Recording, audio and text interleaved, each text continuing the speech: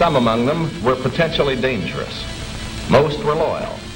But no one knew what would happen among this concentrated population if Japanese forces should try to invade our shores. Military authorities therefore determined that all of them, citizens and aliens alike, would have to move. This picture tells how the mass migration was accomplished. Evacuation. More than 100,000 men, women, and children, all of Japanese ancestry, removed from their homes in the Pacific Coast states to wartime communities established in out-of-the-way places. Their evacuation did not imply individual disloyalty, but was ordered to reduce a military hazard at a time when danger of invasion was great. Two-thirds of the evacuees are American citizens by right of birth. The rest are their Japanese-born parents and grandparents. They are not under suspicion. They are not prisoners. They are not internees. They are merely dislocated people, the unwounded casualties of war. The relocation centers are supervised by the War Relocation Authority, which assumed responsibility for the people after they had been evacuated and cared for temporarily by the Army. A relocation center, housing from 7,000 to 18,000 people, the entire community bounded by a wire fence and guarded by military police, symbols of the military nature of the evacuation. Each family, upon arrival at a relocation center, was assigned to a single-room compartment, about 20 by 25 feet. Barren, unattractive. A stove, a light bulb, cots, mattresses, and blankets. Those were the things provided by the government.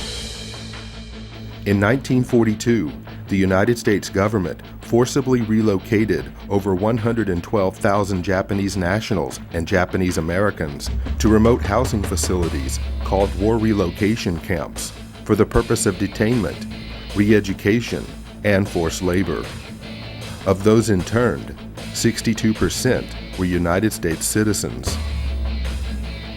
President Franklin Roosevelt authorized the internment with Executive Order 9066, allowing military commanders to designate military areas as exclusion zones. This power was then used to declare the entire Pacific coast as an exclusion zone, forbidding people of Japanese descent to live within these areas, unless, of course, they were held in war relocation camps. In 1944, the Supreme Court upheld the constitutionality of these exclusion zones, and in 1945, after 2.5 long years of imprisonment, the interns were finally released. The United States government issued no formal apologies, but did present each former inmate with exactly $25 in cash and a train ticket home, if they were lucky enough to still have one. 43 years later, in 1988, President Ronald Reagan would sign a bill that formally apologized for the internment of Japanese Americans on behalf of the United States government, and finally granted reparations to survivors. The language of the bill stated that government actions of the 1940s internments were based upon 3 criteria: racial prejudice, wartime hysteria, and a failure of political leadership. So what is most important in this bill has less to do with property than with honor. For here we admit a wrong. Here we reaffirm our commitment as a nation to equal justice under the law. In 2001, following the attacks of September the 11th, our government again went into open roundup mode, detaining and imprisoning thousands of United States citizens, again seemingly based upon the same 3 criteria used to intern Japanese Americans: race prejudice, war hysteria, and a failure of political leadership. Let there be no argument. The United States government has put its own citizens in detention centers.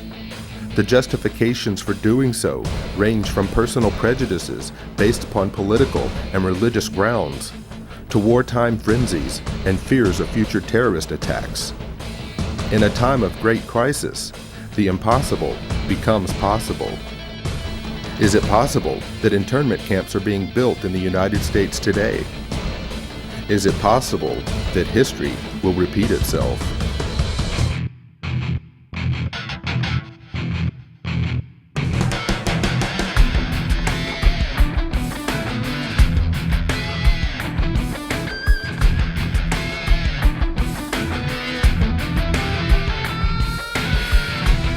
stunning, particularly to hear President Obama claim the power to keep people in prison indefinitely with no charges against them, no conviction, no sentence, just imprisonment.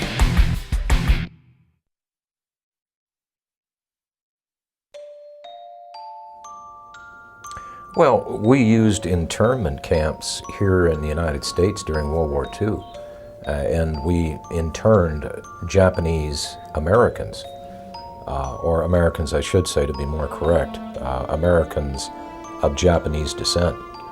And these people were cordoned off for the duration of the war. Background checks could have been done. They could have been released or cleared out of those facilities. But it was thought best, because there was so much animosity toward the Japanese for the attack on Pearl Harbor and subsequent deaths of U.S. soldiers, that these people just be kept out of sight in one of their detention facilities. On April 1st, 1979, by Presidential Executive Order 12127, the Federal Emergency Management Agency was created for the purpose of coordinating the response to disasters that have occurred in the United States and that overwhelm the resources of local and state authorities. Upon its creation, FEMA absorbed the Federal Insurance Administration, the National Fire Prevention and Control Administration, the National Weather Service Community Preparedness Program, as well as several other federal-level preparedness programs.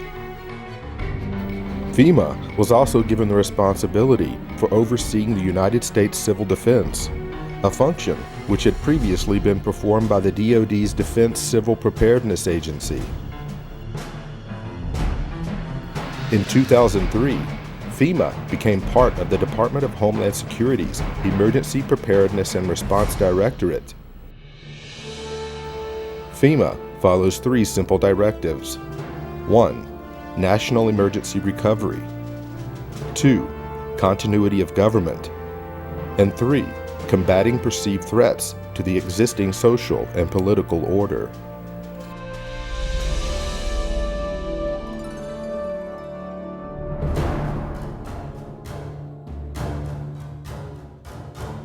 FEMA's implicit objective to provide aid to victims of disasters changed under the leadership of President George W. Bush. Although some may argue, prior to the Bush administration, FEMA's reaction time for responding to and the handling of national emergencies was beginning to improve.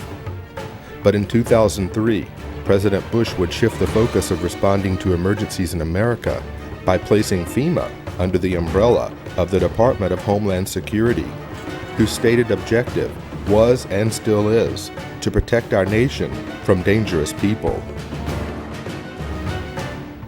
Did the Bush administration's war on terror mentality take priority over the government's emergency response to provide aid to victims during a national disaster? We're fighting evil.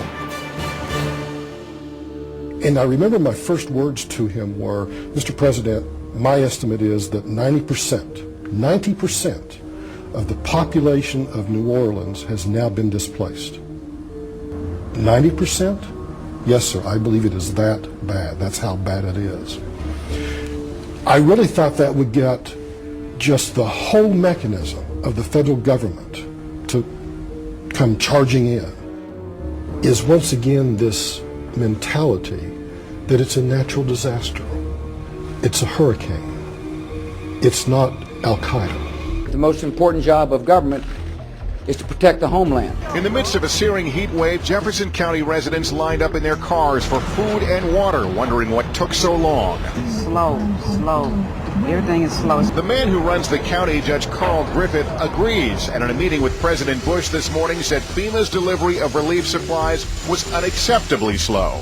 To save American lives, we must be able to act fast. A real distrust of the federal government, especially with the levee system, because now the Army Corps has pushed that date back now to 2011. It was supposed to be up by 2010. As requests for emergency assistance poured in after Hurricane Katrina, one applicant listed this as his address, the Greenwood Cemetery in New Orleans. FEMA promptly issued a check for $2,358 for rental assistance. That's just one of thousands of examples of a alleged fraud and abuse described in a new report by the investigative arm of Congress. Cost to taxpayers about $1 billion. The examples are so egregious that what they tell us is that FEMA didn't perform even basic checks to safeguard taxpayers' money. Well, today the outrage spread to Congress where House members accuse FEMA of a cover-up. 2 years after Katrina, 76,000 FEMA trailers are still being used to house families who lost their homes. Many of the trailers have high levels of formaldehyde, which can result in dangerous respiratory problems. 3 of my children began having severe nosebleeds several times a week. It got so bad that this past Tuesday I actually had to go to the emergency room. Several deaths may well be linked to toxic levels of formaldehyde gas. It is a sick organization. And it has totally lost the confidence of the people of America. Overnight, FEMA decided to stop issuing debit cards at Houston shelters, but almost no one there hoping for a card had any idea. Pile everybody up in the van and come up here and we can't even get what they said we was going to get. Even Houston's relief coordinators told FEMA a heads up would have been helpful. We just made sure everyone understood that every time they change their mind in Washington, D.C., it affects people here that are trying to deal with tens of thousands of people. We're talking about damage from Hurricane Rita last year, 2 devastated schools and kids and parents waiting for help. A few months ago, the folks at FEMA told the schools, one in Iberia Parish and one in Vermilion Parish in Louisiana, that they would get millions to relocate to higher ground. FEMA even helped them draw up the plans. And then FEMA took it back. Endless delays, he says, caused by FEMA, which just last week delayed money for rebuilding yet again. They're more worried about their own positions in FEMA, their own salaries, than the recovery process down here. There is a new hitch to report about those infamous FEMA trailers. After spending nearly $3 billion taxpayer dollars to buy them, it turned out many went unused, and now FEMA is unloading them at bargain basement prices while other people need them. After a lengthy investigation, the congressional architects of the Department of Homeland Security concluded today that FEMA, the agency that is supposed to respond to hurricanes and national disasters, should be taken out of the mammoth Homeland Security bureaucracy, disbanded, then put back together in a better way and placed under direct control of the president during emergencies. A Senate report on the government's response to Hurricane Katrina says FEMA is so far beyond repair that the agency should be scrapped. It said that agency failed in its view to anticipate and then respond to Katrina. FEMA is discredited, demoralized, and dysfunctional. FEMA is discredited, demoralized, and dysfunctional.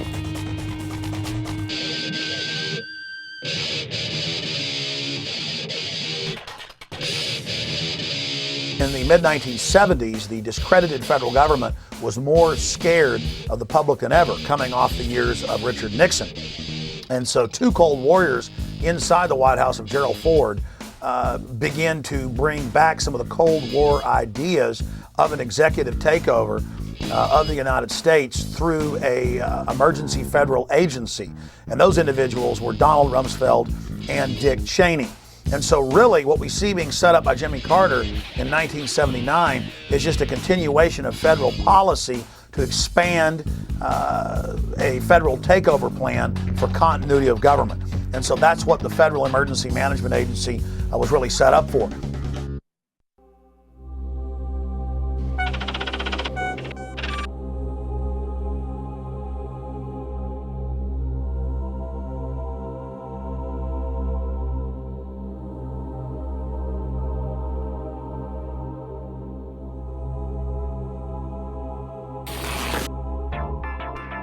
Colonel North, in your work at the NSC, were you not assigned at one time to work on plans for the continuity of government in the event of a major disaster?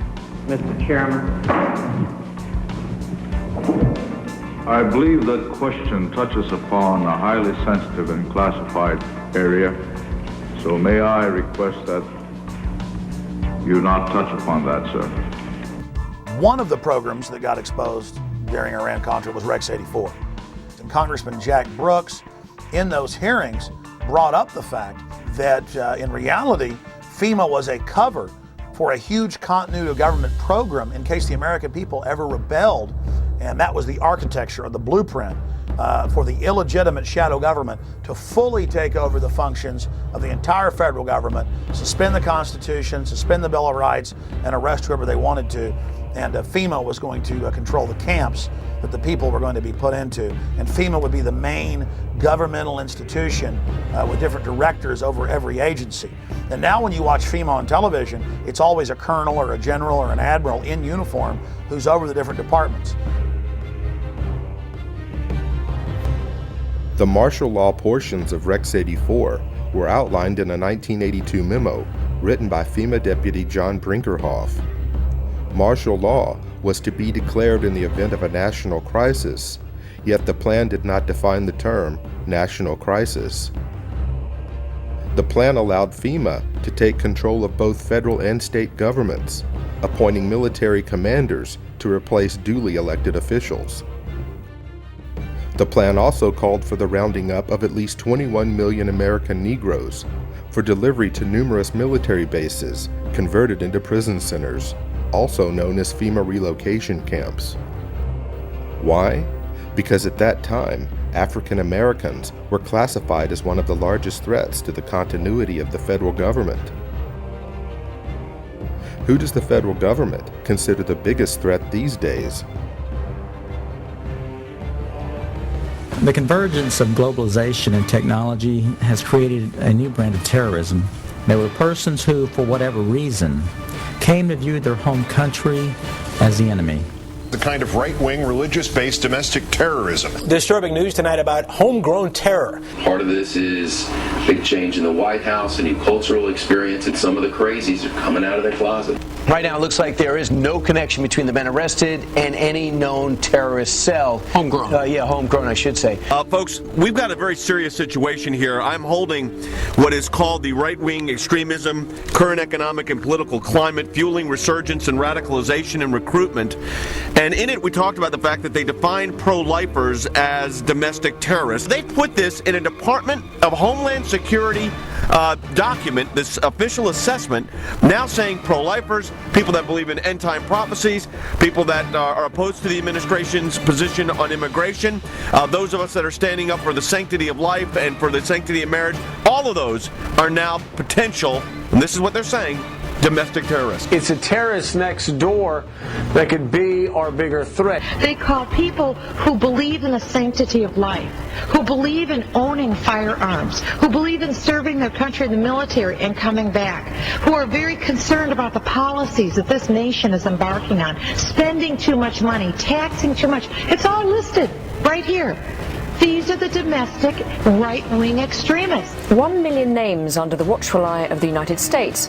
America's so-called terrorist watch list has hit the record number according to one of the country's most prominent civil liberties groups. That's a lot of people to keep track of. They're adding new people all the time. It's a secret list that you don't know really quite how one gets on and you don't know how you get off. They're coming out and profiling huge groups of people. You know, if you voted for a certain political candidate, you should be considered a potential threat. And you couple that with things like the Patriot Act, where if you are a threat in their eyes, you can be held without access to judge, jury, and without access to a lawyer or even to your family. That's very concerning because we've watched our country go through and do this to brown people, you know, overseas. They're rounding up enemy combatants and they're putting them in camps and they are torturing them. That is a fact. We know that. In May 2007, President Bush signed the National Security Presidential Directive 51. The unclassified portion of NSPD 51 states that in the event of catastrophic emergency, a cooperative effort among the executive, legislative, and judicial branches of the federal government, coordinated by the president, will replace normal governmental procedure. Most Americans would agree that it would be prudent to have a plan to provide for the continuity of government. They have such a plan. They introduced a little sketchy public version that's clearly inadequate and doesn't really tell us what they have in mind. But they said, don't worry, there's a detailed classified version. But now they've denied the entire Homeland Security Committee of the United States House of Representatives access to their so-called detailed plan to provide for continuity of government. They say, trust us. Trust us? George W. Bush or Barack H. Obama, the corruption, the tyranny just expands like PDD 51, where the president says, Congress, you have no authority over any way the government runs ever again during an emergency. The presidency runs everything. You are literally titular. You are a figurehead. You are ceremonial. And congressmen then on the Homeland Security Committee, as high a level clearance as the president, said, we want to see the entire PDD 51. And the White House says, no, you don't get to see it because PDD 51 removes you from that process. This is high treason against the people. It is high treason to have the executive telling the Congress, you can't see Presidential Decision Directive 51. You can't see its accompanying executive order. You don't have any authority over anything anymore. FEMA is dysfunctional. This is high treason against the people.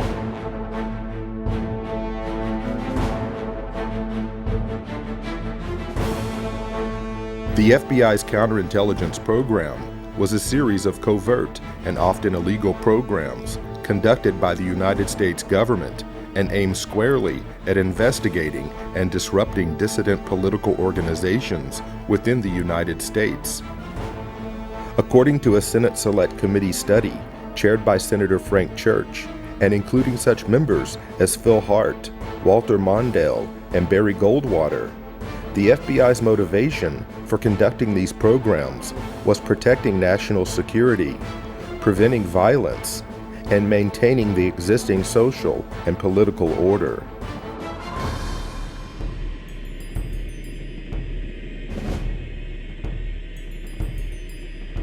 Targets included the Black Panther Party, the Ku Klux Klan, communist and socialist organizations, as well as nonviolent civil rights organizations, anti-war groups, and a broad range of organizations lumped together under the title New Left, which included groups labeled for intensified attention, such as the Southern Christian Leadership Conference, the Student Nonviolent Coordinating Committee, and Congress of Racial Equality. Over the course of 4 presidential administrations, FBI Director J. Edgar Hoover ordered FBI agents to expose, disrupt, misdirect, discredit, or otherwise neutralize the activities of these movements and their leaders. Speakers, teachers, and writers, even individual student demonstrators with no group affiliation, were all fair game. Individual case studies revealed that the FBI was successful in preventing the distribution of books, newspapers, and periodicals. They prevented groups from forming and disrupted peaceful demonstrations and large anti-war marches, as well as denied groups and organizations facilities to hold meetings and conferences. According to attorney Brian Glick in his book War at Home, the FBI used 4 main methods for their counterintelligence program. Number 1, infiltration, getting agents on the inside in order to undermine trust and scare off potential supporters. Number 2, psychological warfare, planting false media stories, forging correspondence, making anonymous phone calls, spreading misinformation about meetings and events, setting up pseudo-movement groups run by government agents, and manipulating and threatening parents, employers, landlords, school officials, and others to cause trouble for activists. Number 3, harassment through the legal system. The FBI and police abused the legal system to harass dissidents and make them appear to be criminals. Officers of the law gave perjured testimony and presented fabricated evidence as a pretext for false arrest and wrongful imprisonment. They also discriminatorily enforced tax laws and other government regulations. Number 4, extralegal force and violence. The FBI and police threatened, instigated, and themselves conducted break-ins, vandalism, assaults, and beatings, all in the name of maintaining the existing social and political order.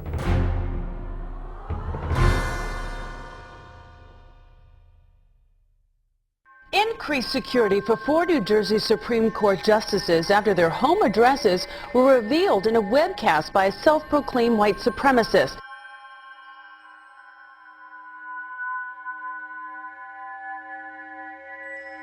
Welcome to the Hal Turner Show. Doesn't a noose symbolize hate, bigotry, division?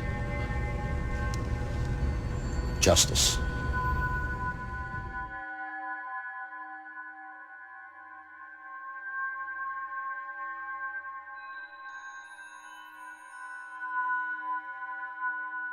Who are you? Where are you calling from? Hola, this is Pedro. Spick, From San Diego. don't call my radio show anymore, you filthy spick animal.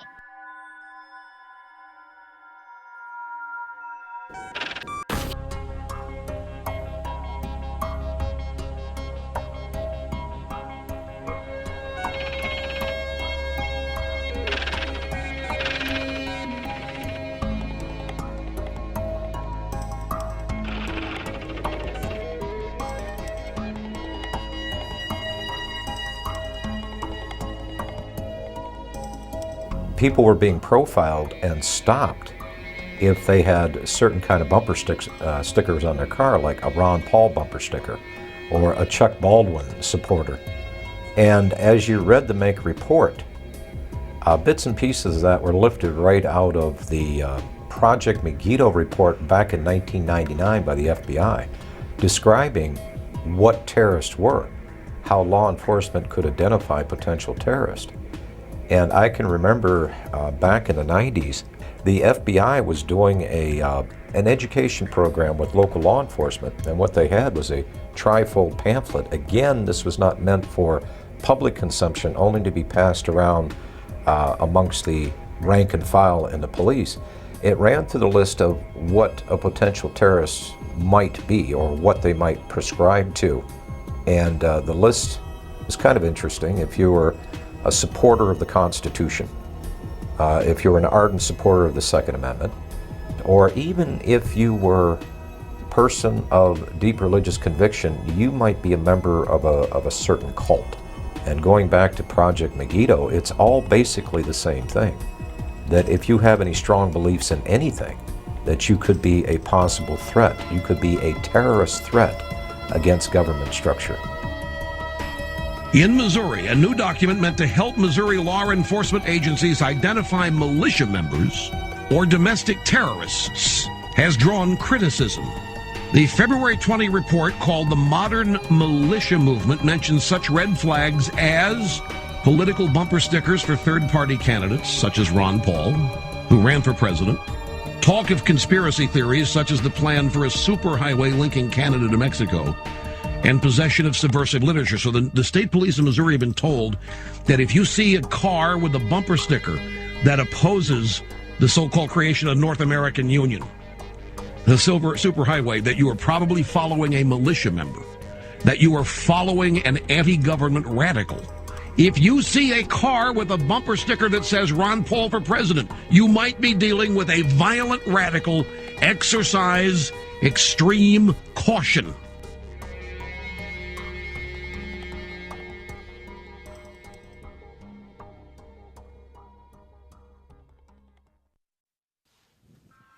You're watching Camp FEMA. We're going to go back to the film here in just a moment. But every week I am called by Salon, Newsweek, you name it, saying, Mr. Jones, what's your proof of FEMA camps? And then I give them the evidence that you see in this documentary.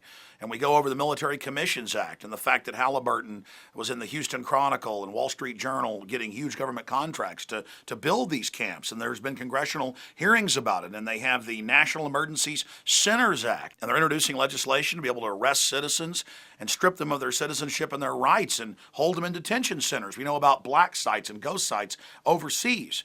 And all of this evidence is in the film Camp FEMA. It is vital that you share this link with everyone you know, and that you also support the filmmakers by getting a copy of Camp FEMA American Lockdown at campfema.com or infowars.com.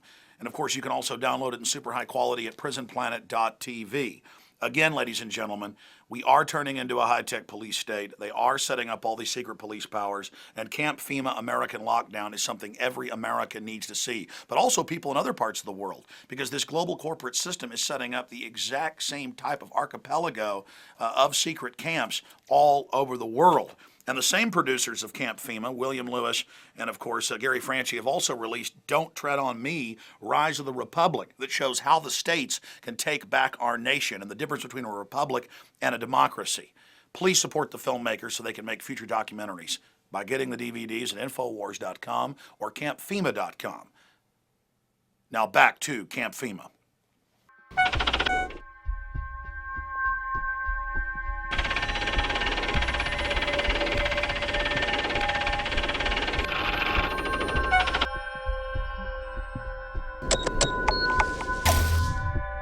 We do know that 28% of their funding comes from the Department of Homeland Security. This is not the first time that a report has been issued to Missouri law enforcement and surrounding fusion centers in other states by the MIAC Center.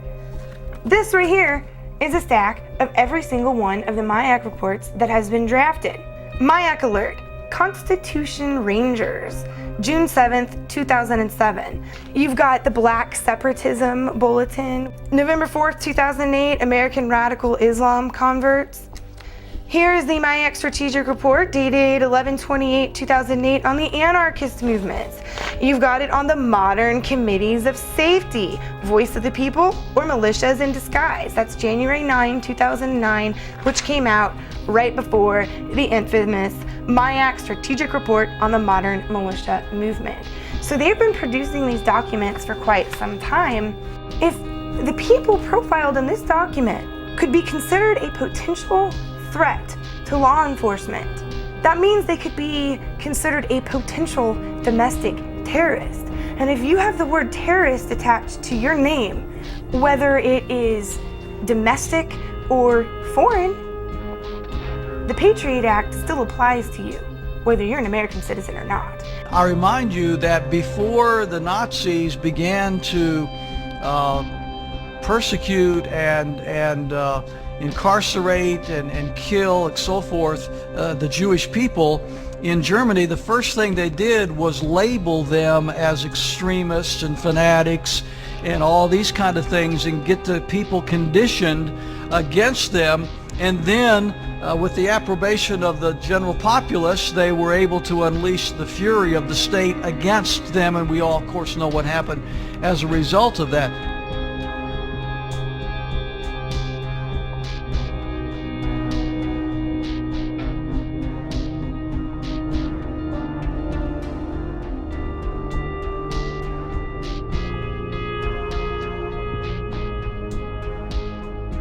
Is that the face of a terrorist that they had to know where that cash came from? Again, it's turning more into fascism. It's one thing for them to make sure you don't have a gun or a bomb in your pocket. It's another thing for them to not like a book. This shows you the danger of profiling. Maybe he was profiled because he had a Ron Paul bumper sticker. An anti-tax demonstration is scheduled for downtown's Keener Plaza April 15th, but charges are flying that one of the organizing groups is an extremist anti-government group. The Southern Poverty Law Center and the Anti-Defamation League have their own opinions about the Constitution Party. I think we'd consider it a fringe right-wing political party that we consider to have extremist roots. When we talk about the New World Order, it is mimicking, if not duplicating, language that comes out of organized white supremacy.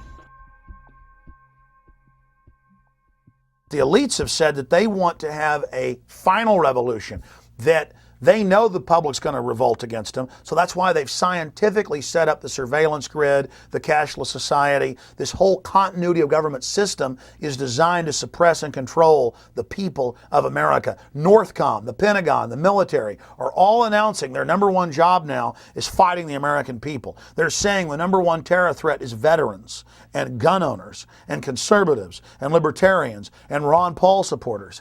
And I've been sent secret Army documents. We call the phone numbers and they're accurate and real, where I'm being watched at In the Fed protest, where we peacefully go out and demonstrate.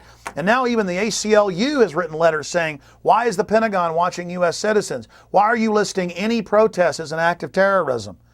The real terrorists are the people that have hijacked our nation that would dare say the First Amendment is terrorism.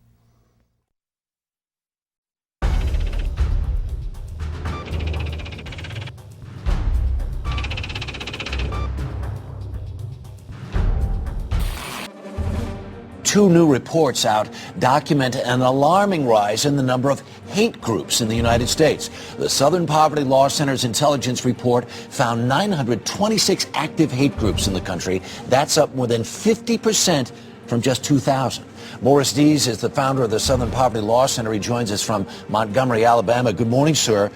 Your report dovetails with a brand new report from the Department of Homeland Security claiming basically the same thing. And they say part of it is because of the election of President Obama. Other part of the responsibility goes to the deteriorating economy.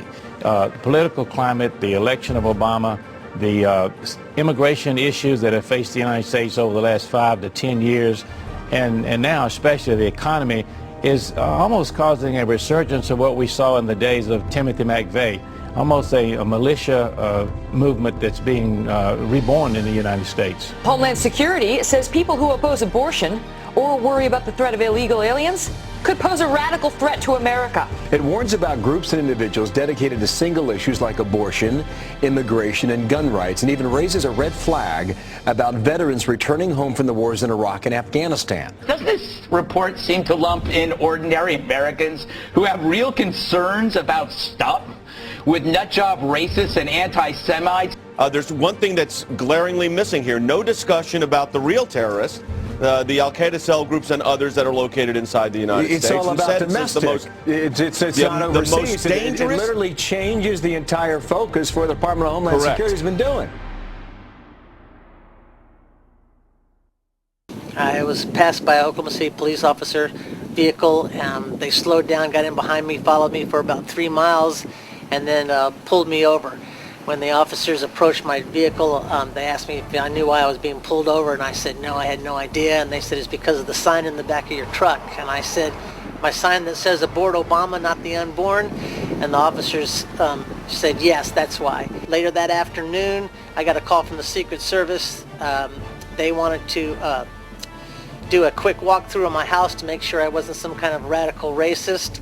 Why would Americans, under the guise and the threat of worldwide terrorism, why would they willingly give up or relinquish their rights to government when our rights did not come from government in the first place? Our rights merely came from God. They were enumerated by the government, put in the Bill of Rights as a reminder not to us, but those in power as to not violate them. And I know the history of government, not just American government, but the history of government well enough to know that most governments acquire power and they do not like dissent. We are losing our freedoms in the United States. Most Americans do not realize that we have free speech zones in the United States. I mean, talk about an oxymoron. You know, all of the 50 states are a free speech zone. You're an American. That by definition creates a free speech zone.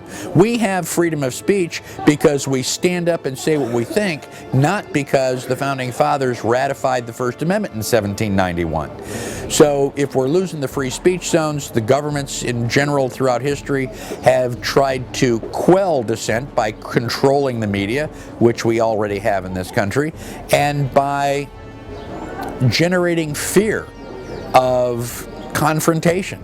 After Seattle, the feds said we can't allow protests anymore in America. It's too dangerous. That's why we're going to have free speech zones miles away from where the events are, in baseball fields, in church parking lots, where nobody can see you or hear you. You've got your First Amendment, but you've got it way over here miles away. That all started as a beta test in Seattle in '99 with the police, after they'd staged the riots, with hired anarchists, coming up to people saying nowhere in the city could they even wear a pin saying no WTO.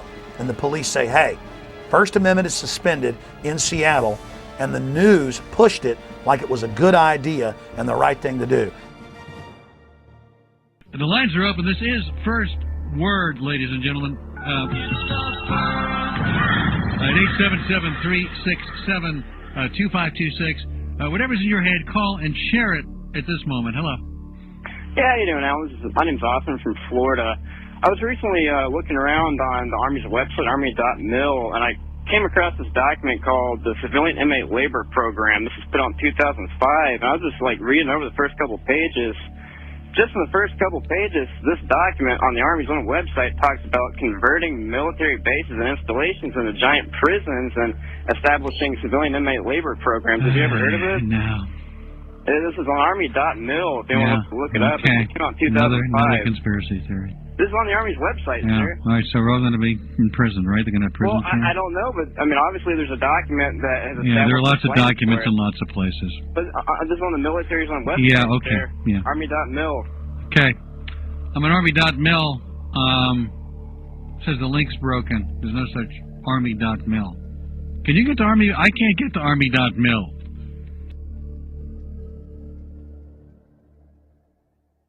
Army Regulation 210-35. Now, this was set up in 1986 secretly. And for 10 plus years, it was secret.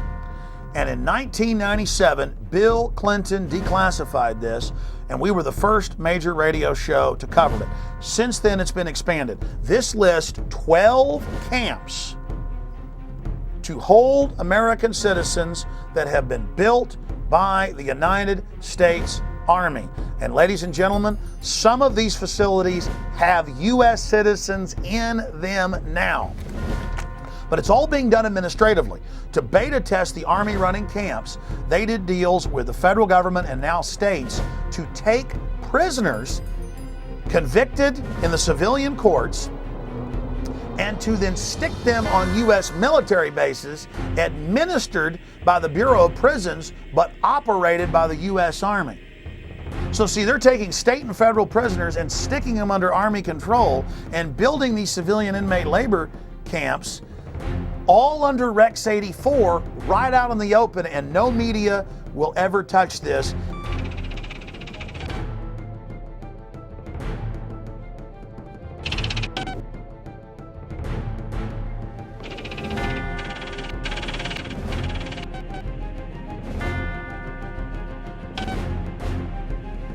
Beginning in October, the Army plans to station an active unit inside the United States. Under NORTHCOM and under the new Homeland Brigade, that was first going to be 3,000, and then 20,000, and then 40,000. The 3rd Infantry Division's 1st Brigade combat team has spent 35 of the last 60 months in Iraq. Combat-hardened troops who've been running camps and centers in Iraq are now coming back to the United States to, quote, carry out law enforcement actions. The Army unit may be called upon to help with civil unrest and crowd control. There has been some concern and some misimpressions that I'd like to correct. The primary purpose of this force is to provide help to people in need in the aftermath of a WMD-like event in the homeland. This force has got no role in civil disturbance or civil unrest, any of those kinds of things. The Army Times reporting, quote, they may be called upon to help with civil unrest and crowd control or to deal with potentially horrific scenarios, end quote. NORTHCOM, the Northern Command that came into being in October of 2002, when that came in, people like me were concerned that the Pentagon was going to use its forces here in the United States, and now it looks like, in fact, it is, even though on its website it says it doesn't have units of its own. Now it's getting a unit of its own. And the Army Times said during civil unrest inside the United States that the Army's new job would be engaging the American people. The Posse Comitatus Act of 1878 generally prohibits federal uniformed services from carrying out domestic law enforcement duties, except in cases expressly authorized by the Constitution or an act of Congress.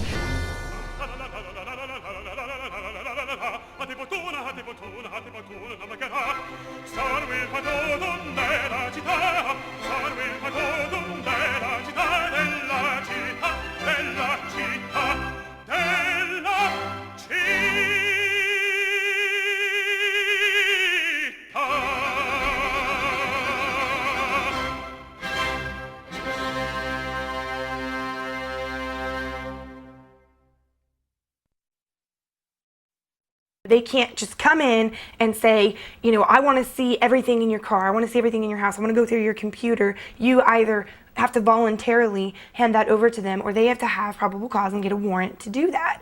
So it's very clear that the government does not have the authority to be spying on us. That was not the intent of our founders when they created this system of government.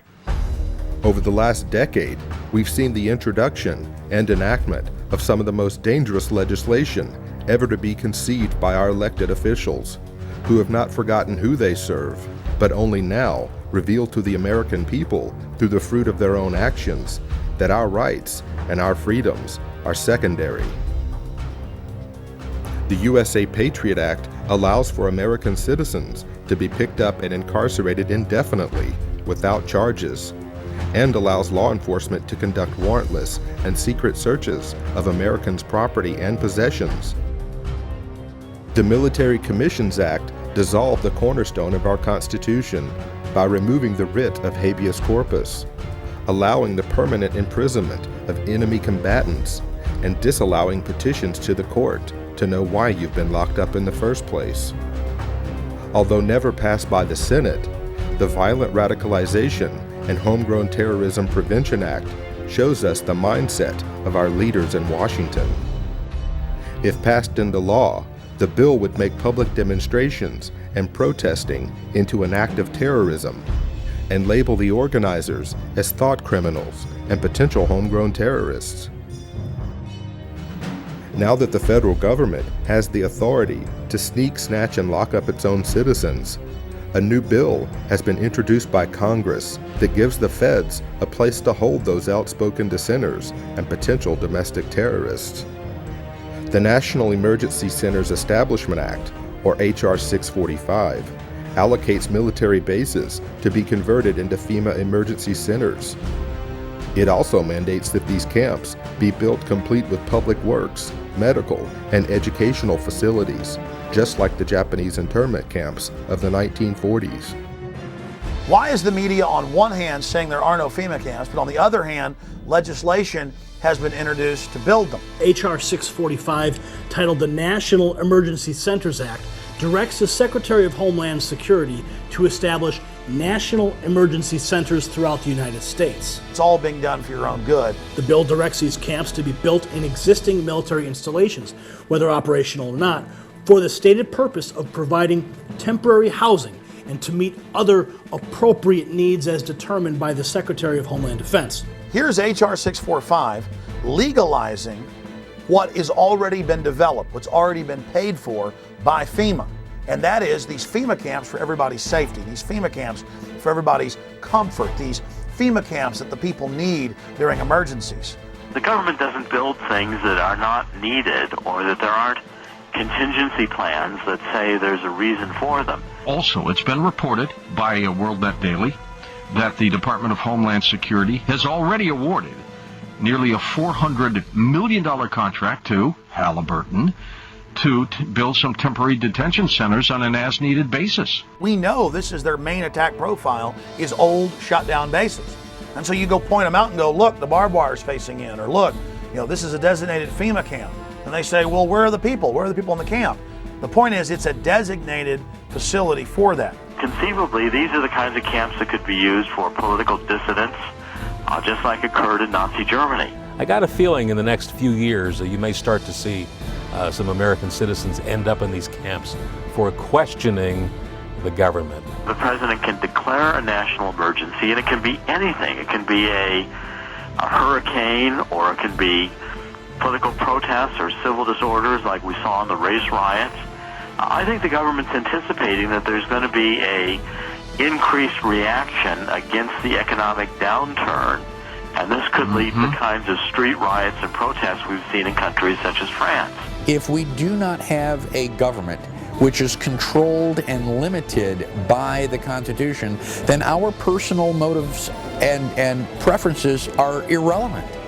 It doesn't matter if you have freedom of speech if you're in a FEMA concentration camp. It doesn't matter. You're certainly not going to be allowed to have a gun inside a concentration camp. And all of our rights are predicated on a free America.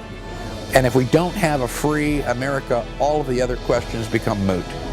Don't these companies have a responsibility morally if they're in there building camps and building shackles and building barbed wire facing in to speak out and say this is unconstitutional in the United States? Well, of course they do. But Kellogg Brown and Root was connected to some of the contracting that went on at Camp X-Ray, Guantanamo Bay in Cuba. So this is their business. I talked to the Department of Homeland Security spokespeople, and they affirmed the contract with this KBR, the former Halliburton company, was in place. The Department of Homeland Security was ready to build these contingency as needed detention centers anywhere in the country in the event of any kind of a national emergency, including natural disasters or, again, riots or protests. Just because you think someone might commit a crime doesn't mean that they have done anything, and does not mean that you have the right to punish them for what you think they are going to do. You know, in our system of government, you're supposed to be innocent until you are proven guilty, not guilty until you're proven innocent. And so if you can be declared guilty or potentially guilty before you even lift a finger, that is bordering on thought crime. That is bordering on punishing people for pre-crime.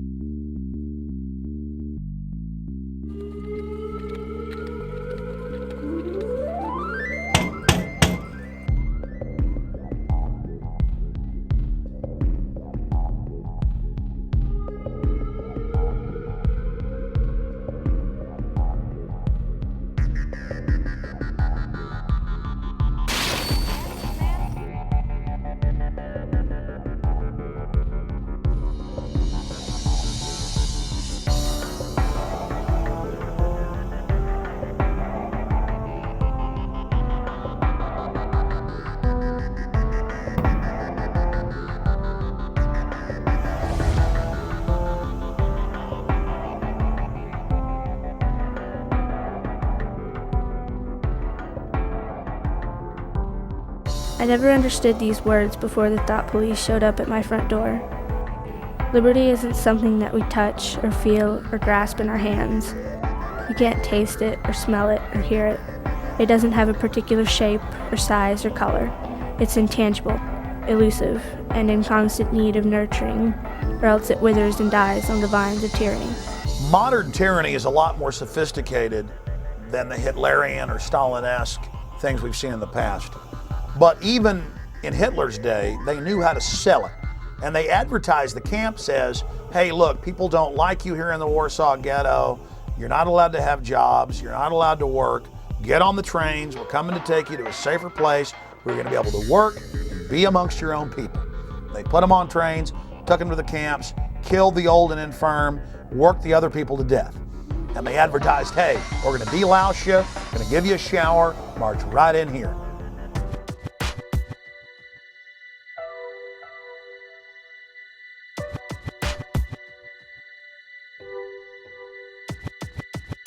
You have arrived at Sobibor. You are in eastern Poland. This is a labor camp. We have brought you here to work. You will work hard, but hard work is good for the soul. So in reality, we are your benefactors. You will be housed, you will be fed. All we ask is your cooperation. If you do your job, you will have nothing to fear. You will be given postcards. Write to your relatives, friends, to tell them that you have arrived here safely. We will mail them for you. Unfortunately, there have been reports that typhus has broken out at several labor camps. We do not want typhus at Sobibor. Therefore, first you will be taken to the shower facility, where you will each have a hot shower. Naturally, men and women will shower separately. Women will have their hair cut short before they shower. While you are showering, your clothing will be disinfected. Remember, the better your behavior, the easier your stay will be. As they roll this system out, this total federalization out, they're selling it as if the FEMA camp is a place that the disadvantaged and the poor and the illegal aliens, as the economy collapses, will need to come, will need to stay.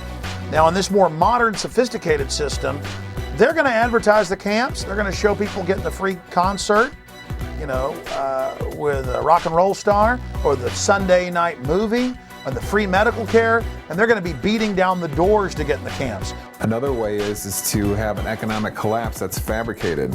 Okay, you cut lending from banks. Nobody has any money anymore. The economy tanks. Okay, then you've got massive people homeless everywhere. Then there's a problem. Economic collapse. The reaction is people get desperate and need a home. Solution is we present the home to you, which is the FEMA camp, which will be advertised as a wonderful place. Of course, it's a lie. So what you have there is they fabricate a problem to create reactions, which gives the solution they originally wanted in the beginning, which was to get everybody into the FEMA camps. That's how this is the story of history. It's happened over and over and over.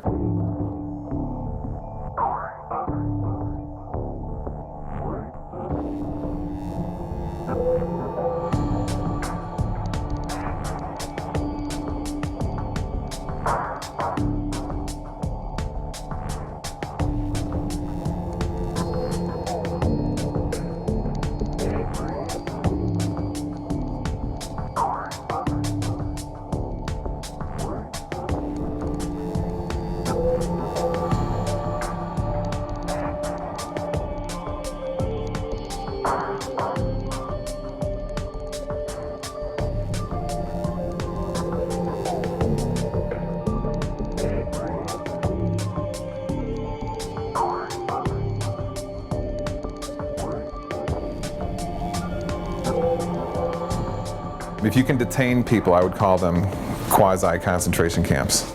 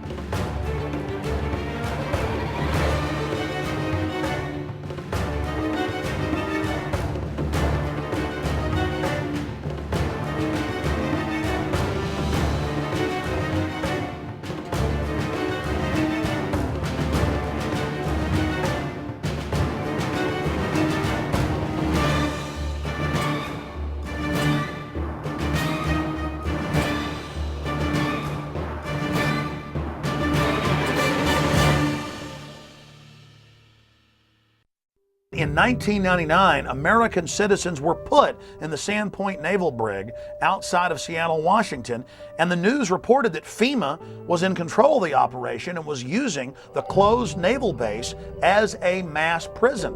And the people were put in plastic handcuffs and taken indoors, inside warehouse areas that had barbed wire fences, porta potties, and cots. The same system we saw set up at Pier 57 a few years later in 2004 for the Republican National Convention in New York City. Convention protest groups are not happy with what they call a clandestine detention center. We discovered officers that had to spray tear gas to control one protester, and then at least 4 officers held down another protester. The recent discovery of a makeshift jail in Denver's warehouse district is causing outrage among some. It's a warehouse filled with makeshift jail cells to be used if there are mass arrests. It was apparently constructed to hold DNC protesters. Those cages are for the safety of law enforcement agents and those who are arrested, but Recreate 68 calls this place a concentration camp, unfit and inappropriate. We don't need another gulag or stalag or prison, whatever you want to call it, to house people who just want to express an opinion of a better world. That's why we have the protests. This lot sitting right next to where we're filming right now, it's fairly big, comprising several acres. That itself can be readily turned into a holding area by virtue of some concertina wire, some observation guard post, and a security ring. Doesn't take much. It can be a sports arena. It could be abandoned airports. It could be abandoned military facilities. Any place that you could set up a security perimeter could be used as a temporary internment camp.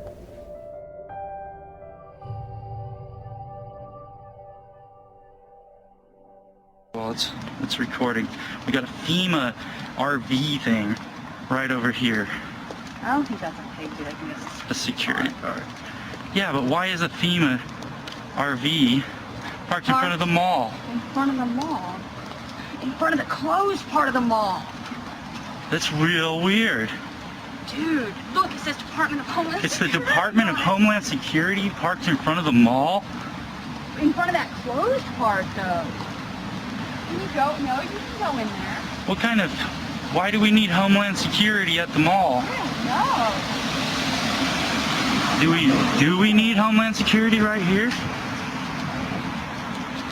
Look, it says it right there. That says U.S. Department of Homeland Security. And why are they parked in front of the mall? Oh, man, that's what I want to know. What are y'all doing here? We just saw. I just want to know. I want to know what y'all are doing here. Step outside, please. Will you tell me what's going on? I will be more than happy as soon as you step outside. Sure. Is there a reason you're doing that? We just saw the FEMA cam, and I thought y'all were part of the.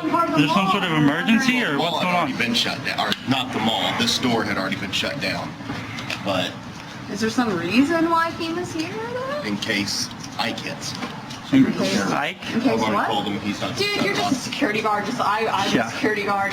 Don't tell me Yeah, that. I'm sorry, we're part of an organization that is just making sure everybody understands what's going on these days. I don't understand why y'all are here, though. Well and fine. You still didn't explain why y'all are here. I'm not going to, okay? Just don't step So back. what kind of operations are going on inside? Have a good day. Just tell me what kind of operations are going on inside. They built the temporary detention center. It was about 780 beds that have really made a difference. We still have a long road ahead of us, but FEMA's going to stick with us, and I know we'll make it. It's a $37 million facility. It was built in Indiana. It was modeled off of a modern facility in Michigan. It originally was designed in the States and brought down here in sections, so we put it together like one big Lego piece. Then people started noticing on the backs of flatback rail cars these little 1- and 2-person mobile concrete jail cells. And those indeed have been manufactured by the tens of thousands and purchased by the federal government and local governments. And they've been stockpiling on county, city, state, and federal land hundreds and hundreds and hundreds per site of these little mobile concrete jail cells. So there certainly is a buildup of that type of equipment.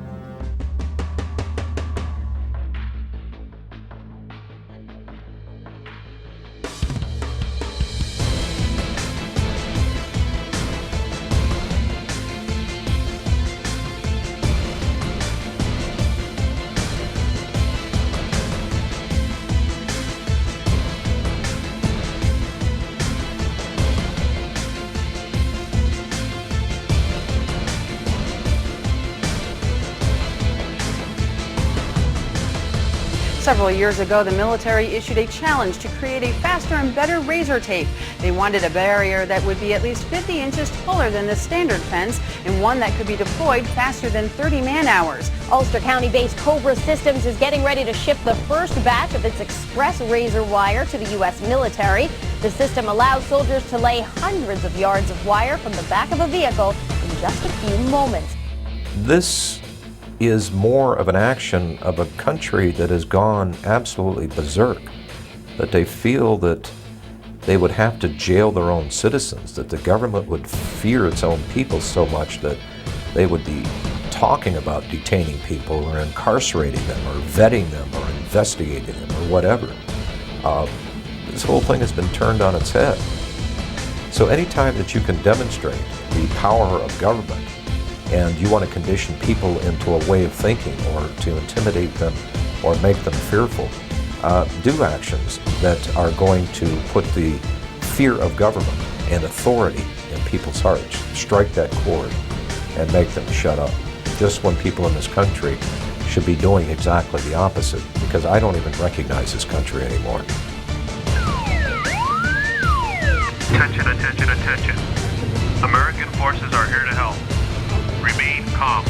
We will not tolerate civil disobedience.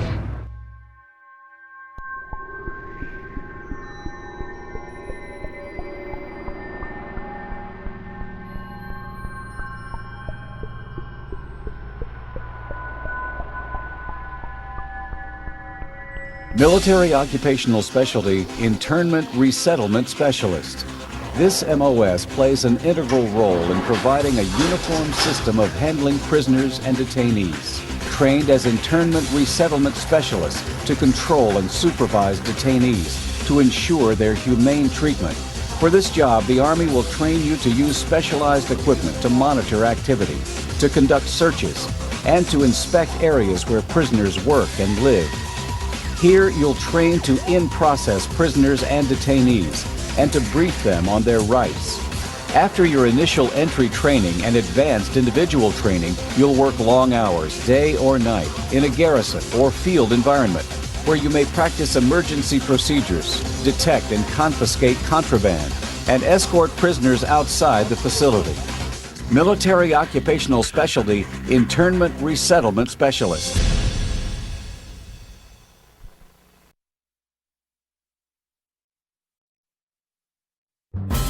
The burden of service has fallen almost exclusively onto the backs of our military.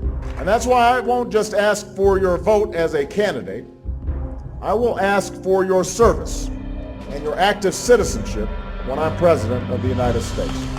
Citizenship is not an entitlement program. It comes with responsibilities. A young person joining our military must know that we will only send them into harm's way when we absolutely must. We need to ease the burden on our troops while meeting the challenges of the 21st century. People of all ages, stations, and skills will be asked to serve. Because when it comes to the challenges we face, the American people are not the problem, they are the answer. We cannot continue to rely only on our military in order to achieve the national security objectives that we've set. We've got to have a civilian national security force that's just as powerful, just as strong, just as well funded. Everybody somewhere between the ages of 18 and 25 will serve 3 months of basic training and understanding in a kind of civil defense. That universal sense of service, somewhere between ages 18 and 25, will give Americans, once again, a sense of what they are to be American and their contribution to a country and a common experience. We were taught, my brother and I, is that you have an obligation to give back. That's why community service has been such a big part of my life. Our troops need to know that we're making the same commitment to this country that they've made. I love Obama.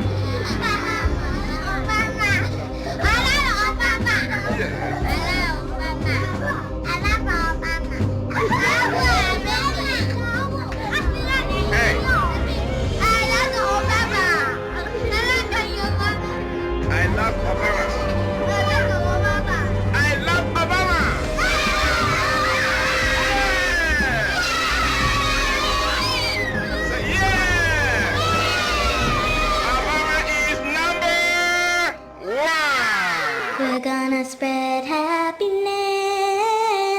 We're gonna spread freedom.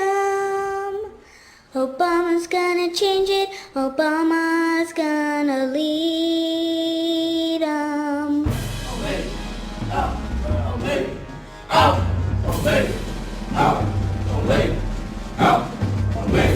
Since then, even the New York Times has reported that they're training the Boy Scouts now with Homeland Security to, quote, take on disgruntled veterans and gun owners in, quote, seek and destroy operations. And they had photos in the New York Times of these kids dressed up in Homeland Security outfits going after veterans and gun owners.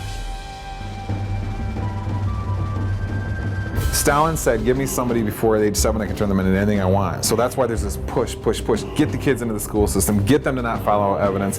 Get them to only do as they're told. Get them to be little robots. Get them to think it's normal to march up in lines and act like little soldiers and so forth. And then later in life, they'll never know the difference. Everybody has to get rid of the idea that they're an individual. They have to understand that we all have to work in the group for the collective, for the good of the whole. Not for the good of your child or for the good of the teacher, for the good of the whole. If you have to give up some of your most cherished beliefs, and that they have to train you to give these up because it's going to be for the good of the whole, you give it up. What this legislation does then is to help harness this patriotism and connect deeds to needs. We cannot continue to rely only on our military in order to achieve the national security objectives that we've set. We've got to have a civilian national security force that's just as powerful, just as strong, just as well funded.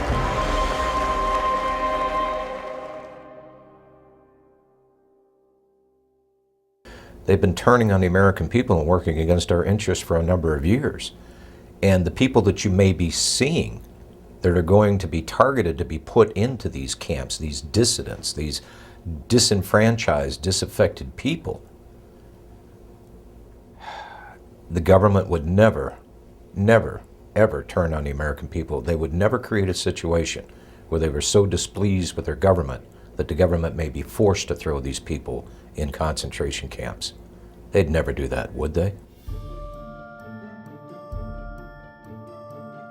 My name is Sam Ozaki. I'm a native-born American citizen, Los Angeles, California, along with about 120,000 other persons of Japanese ancestry when Franklin Delano Roosevelt signed Executive Order 9066. We were all rounded up like cattle and placed into America's concentration camps. They had designated areas where people would report, and they were transported by bus to they called them assembly centers.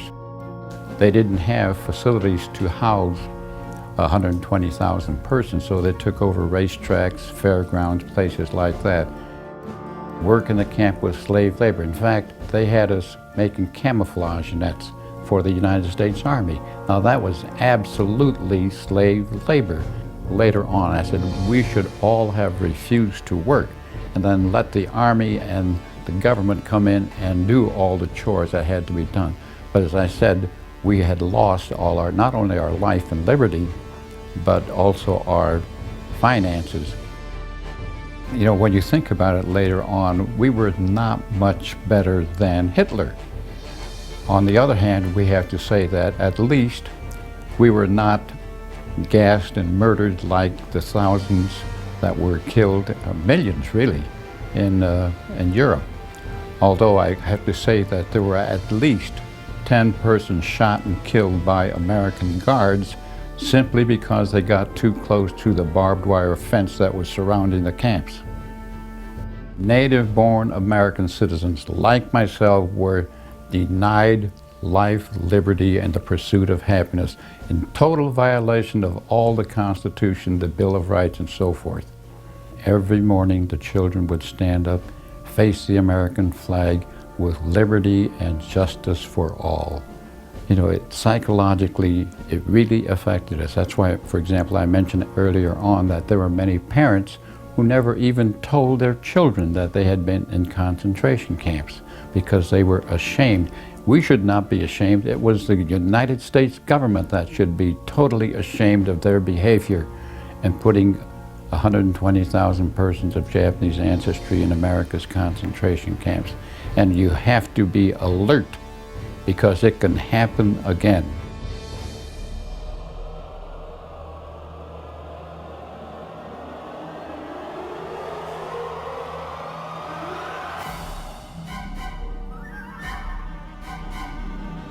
if we look at American history between 1942 and 1947, the data that was collected by the Census Bureau was handed over to the FBI and other organizations at the request of President Roosevelt, and that's how the Japanese were rounded up and put into the internment camps. I'm not saying that that's what the administration is planning to do, but I am saying that private personal information that was given to the Census Bureau in the 1940s was used against Americans to round them up. I think there is a point when you say enough is enough to government intrusion. And you had mentioned this earlier, 28 pages. I have the survey right here, Glenn. This is the 28-page survey. This is the short form that every American will get next year. Does the federal government really need to know our phone numbers? Do they really need to know, like you said, the date and time that we leave, mental stability? You know the one question that's not on this survey, Glenn? Are you a U.S. citizen? I am just not comfortable with the way this census is being handled, with associating with ACORN, with the questions that are being asked, with Americans being compelled to give this information. How will this be cross-checked? Will it be held privately? It's up to a $5,000 fine. They're saying that if somebody who is connected with ACORN, now working for the U.S. Census, shows up at your door, knocks on it, and demands to know your race, your employment status, the name of everybody in your household, whether you've ever received food stamps, and your phone number, and everybody else's phone number, and you say, I'm not really comfortable giving that to you, you're going to get fined $5,000. The United States government between 1942 and 1947 passed the Second War Powers Act. They used the U.S. Census information to round up the Japanese and put them in the internment camps. Okay. Americans were told that they wouldn't have their information used against them. They did.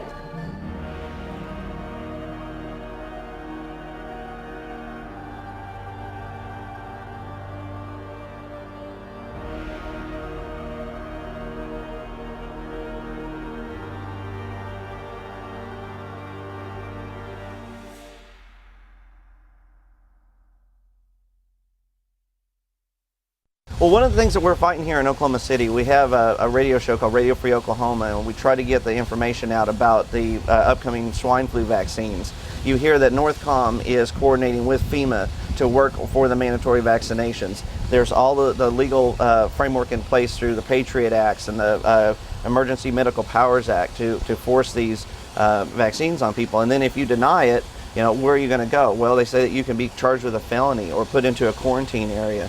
Now it's starting to come into view how these camps could be used.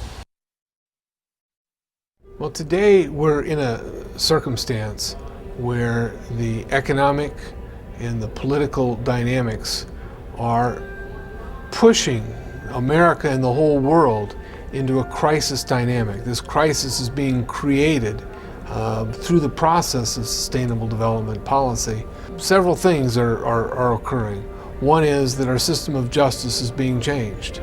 We're shifting from equal justice, where every human being has certain unalienable rights to life, liberty, and property, etc., to a system of social justice where no one has any such right, but where people are judged based upon the group that they're part of.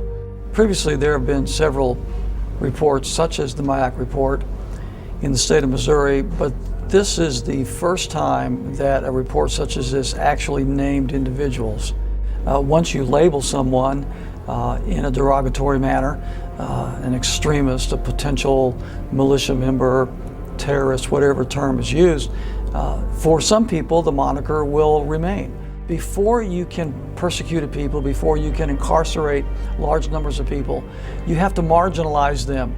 You have to create the image that these people are dangerous to society, or they're extremists or radicals, call them what you will, but marginalize them from the mainstream of society so that at that point the rest of society will accept the persecution that might result upon this group. It's been an age-old strategy that's worked in every totalitarian regime in the history of the world, and that's why we're concerned here in the United States when we see this kind of marginalization going on about people who voted for Ron Paul or people who voted for Chuck Baldwin. Why are they being marginalized? Why are they being singled out as a potential danger to society. And I think it's shades of the strategies and tactics of totalitarian regimes in history past, and that should never happen in this country. The people in Washington, D.C. haven't represented what was on the American people's minds for a long, long time. They are the most disassociated, discombobulated, disconnected people on this planet. And they necessarily had to do that for all the violations of the Constitution that they've done. Just how far are you willing to go before you stand up and say no more to the federal government? Our founders actually intended for the federal government to be very small and limited, and that most of the service of government was to be done in the states. And so I think there's probably a growing conflict between states and the federal government. And I think there's some really good reason for the federal government to be concerned right now, because I think there are a lot of people in the United States that are beginning to say, where are we going to draw the line in the sand and say no more to the federal government?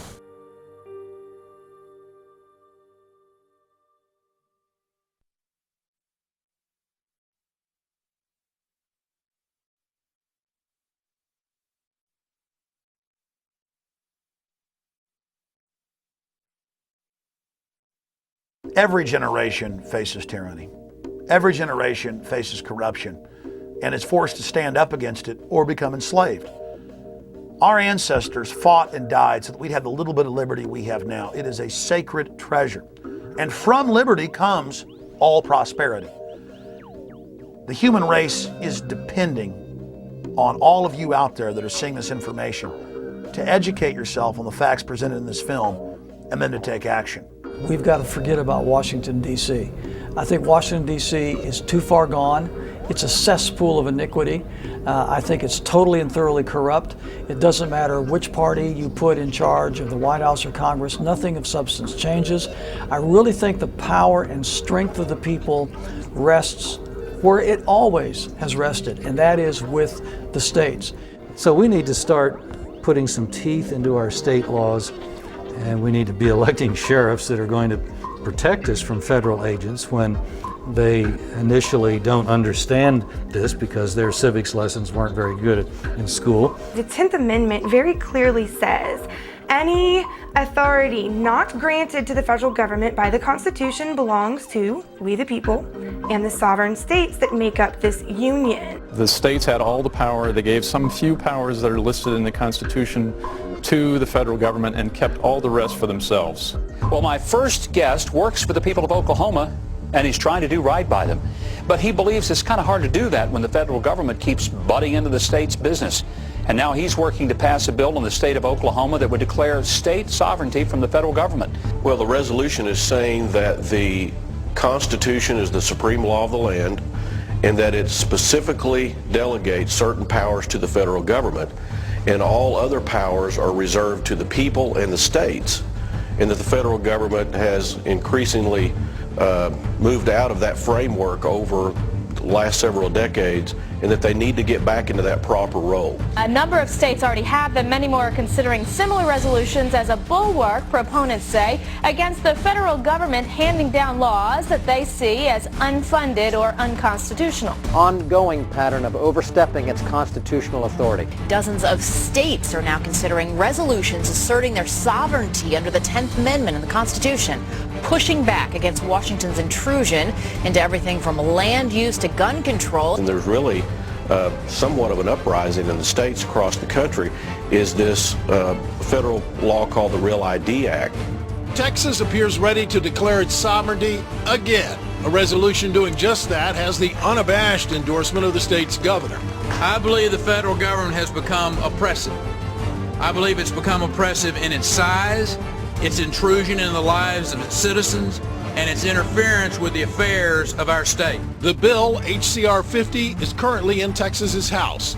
It reasserts the constitutional guarantee of the 10th Amendment. We need to focus on our state government. We need to focus on our state legislators, the governor's mansion, the state Supreme Court, the sheriffs at the state and local level. All these agencies need to be the focus of freedom-loving people. And if you do treasure the notion that your rights are unalienable, meaning imbued in you by our Creator, and you want to defend the American circumstance, the only way we can effectively battle the Agenda 21 protocol is to do it locally. We have the checks and balances in the states to be able to maintain the freedom of our people. You get involved in your local area. I mean, that's where you can affect the most change. I don't know why we have FEMA. I don't see anything about a FEMA in our Constitution. I think it should be eliminated. We're fighting tyranny. We're standing up for liberty. We're the good guys. We have the moral high ground on our side. All you have to do is get started. Take that first step, and then you'll find that you get this momentum, and you can't stop it. We are the government. Do whatever you can to get involved and get to know what is happening in your state. Are they watching people in your state and sending information up to FBI and Homeland Security? Are you going to be profiled in a report issued by your state?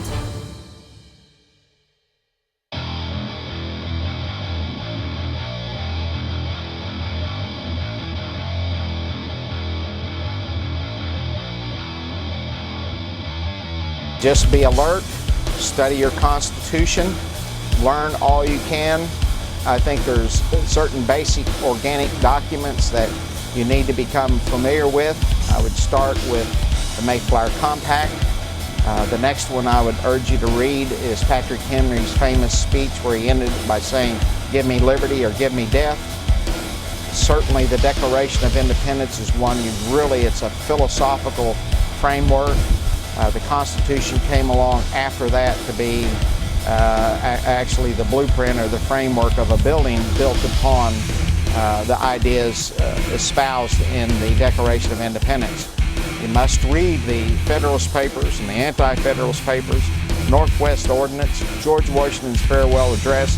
These are the organic documents from which we came, and it basically expressed who we were when we attained to greatness. It's who we need to go back to. On top of that, there are many other really important books to read to understand your enemy. And I would suggest The Shadows of Power by James Perloff, Creature from Jekyll Island by G. Edward Griffin. Another one actually written by one of the enemies, in my opinion, is Carol Quigley's Tragedy and Hope. So read those books, study and all to know what we are, but also equip yourself with understanding of who your enemy is, because we're in a struggle for our future at this point in time.